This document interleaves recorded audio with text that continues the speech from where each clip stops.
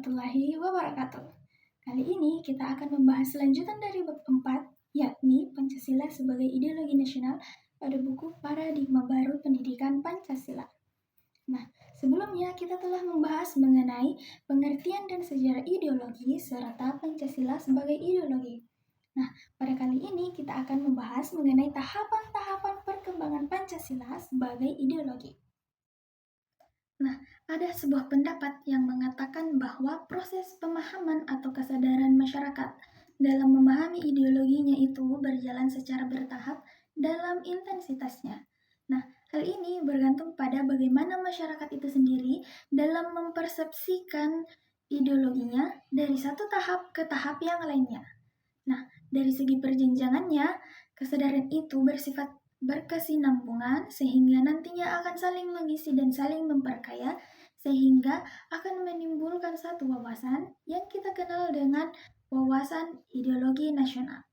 Nah, berdasarkan hal tersebut, terdapat 3 jenjang atau tahapan-tahapan kesadaran masyarakat dalam memahami Pancasila sebagai ideologi nasional, yakni Pancasila sebagai ideologi persatuan, Pancasila sebagai ideologi pembangunan, serta Pancasila sebagai ideologi terbuka.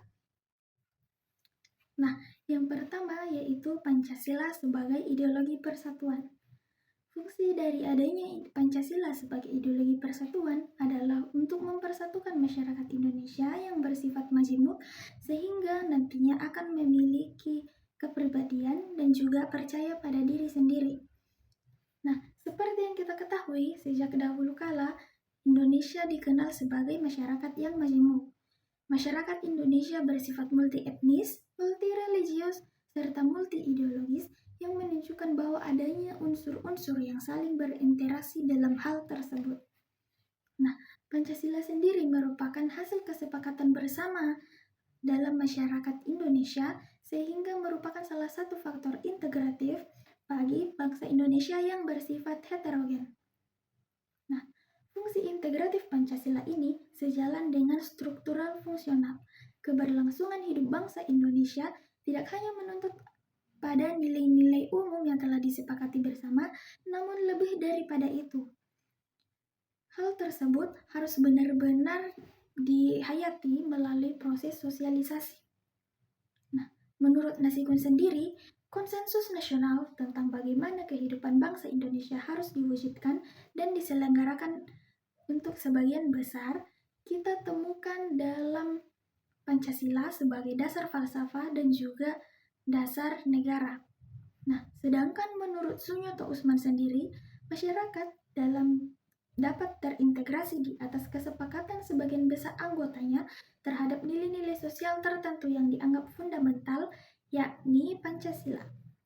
Nah, berdasarkan dua hal tersebut, dapat kita simpulkan bahwa Pancasila dapat memainkan perannya sebagai ideologi persatuan. Hal ini dikarenakan nilai-nilainya diterima sebagai nilai sosial dan atas dasar konsensus dari nilai tersebut, masyarakat dapat bersatu dalam keragaman. Selanjutnya adalah Pancasila sebagai ideologi pembangunan. Pancasila sebagai ideologi pembangunan memberikan legitimasi kekuasaan untuk melaksanakan pembangunan nasional. Sayangnya, dalam melakukan pembangunan ekonomi tersebut dibutuhkan stabilitas politik sebagai prasyaratnya. Nah, artinya adalah keamanan harus benar-benar dipulihkan untuk memberikan peluang bagi pembenahan ekonomi serta mendorong pertumbuhan yang pesat. Jelas saja, hal ini menuntut adanya legitimasi kekuasaan yang memberikan kewenangan untuk mengambil langkah-langkah serta kebijaksanaan untuk mewujudkan cita-cita serta tujuan bangsa yang terkandung dalam proklamasi kemerdekaan Indonesia. Nah, Pancasila mampu memberikan orientasi dalam pembangunan dan wawasan ke depan dengan konsep-konsep yang secara substansional dieksplisitkan dari nilai-nilai dasar yang 5. Nah, untuk menjadikan Pancasila sebagai orientasi atau paradigma pembangunan, kita perlu mengembangkan pemikiran akademik serta filosofis Pancasila sebagai paradigma pembangunan dalam berbagai bidang. Nah, contoh nyatanya adalah dari pemikiran Mugianto tentang ekonomi Pancasila. Yang terakhir, yaitu Pancasila sebagai ideologi terbuka. Pancasila sebagai ideologi terbuka perlu menjabarkan nilai-nilai dasarnya melalui interpretasi dan reinterpretasi yang kritis sehingga nantinya akan menjadikannya makin operasional. Nah, maksud dari ideologi terbuka adalah sepanjang tidak dipaksakan dari luar, melainkan merupakan hasil kesepakatan bersama dari masyarakat itu sendiri. Nah, syarat ideologi terbuka menurut Frans Magnus Suseno ada dua.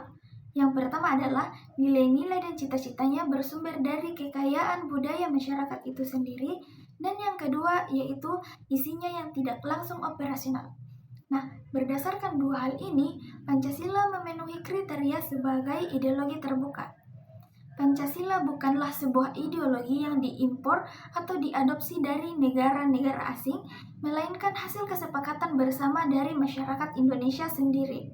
Pancasila bersumber dari kekayaan budaya masyarakat Indonesia. Menurut Alfian, Pancasila memenuhi kriteria sebagai ideologi terbuka dan dinamis karena mengandung 3 dimensi. Nah, dimensi yang pertama adalah dimensi realitas. Maksudnya adalah nilai-nilai ideologi tersebut bersumber dari nilai-nilai yang real yang benar-benar hidup dalam masyarakat Indonesia. Nah, nilai-nilai tersebut benar-benar telah dijalankan, dihayati, serta diamalkan sebagai nilai dasar bersama. Nah, selanjutnya adalah nilai idealitas. Maksudnya adalah ideologi tidak hanya sekedar mendeskripsikan atau menggambarkan hakikat manusia dengan hidupnya, tetapi juga memberi gambaran ideal masyarakat serta memberi arah pedoman yang akan dituju oleh masyarakatnya. Nah, sedangkan dimensi yang terakhir adalah dimensi fleksibilitas. Maksudnya adalah ideologi memiliki keluasan yang memungkinkan atau bahkan mungkin untuk merangsang pemikiran-pemikiran baru yang relevan tentang dirinya, namun tidak menghilangkan hakikat atau jati diri dari ideologi atau pemikiran-pemikiran yang sebelumnya telah ada. Ada beberapa faktor yang mendorong kita untuk mengkaji Pancasila sebagai ideologi terbuka. Yang pertama adalah dalam melaksanakan pembangunan akan ada banyak timbul masalah-masalah yang jawabannya tidak dapat diperoleh dari pemikiran-pemikiran ideologi yang sebelumnya. Yang kedua adalah dari segi pengertiannya, ideologi terbuka sendiri merupakan sebuah ideologi yang berinteraksi secara dinamis dengan perkembangan lingkungan di sekitarnya. Sedangkan ideologi tertutup merupakan ideologi yang telah memiliki jawaban atas seluruh kehidupannya, sehingga yang diperlukan hanya tinggal pelaksanaannya saja. Nah, yang selanjutnya adalah pada masa pengaruh komunisme yang ideologinya bersifat tertutup, ternyata Pancasila merosot peranannya. Pada masa ini, Pancasila hanya dijadikan sebagai senjata untuk menyerang lawan-lawannya, serta perbedaan pendapat akan langsung dicap sebagai anti-Pancasila. Dan yang terakhir adalah tekad kita sendiri untuk menjadikan Pancasila sebagai satu-satunya dasar negara dalam hidup bermasyarakat, berbangsa, dan bernegara. Nah, itulah tahapan-tahapan perkembangan Pancasila sebagai ideologi. Berikutnya kita akan membahas mengenai makna Pancasila sebagai ideologi nasional Indonesia. Sekian, wassalamualaikum warahmatullahi wabarakatuh.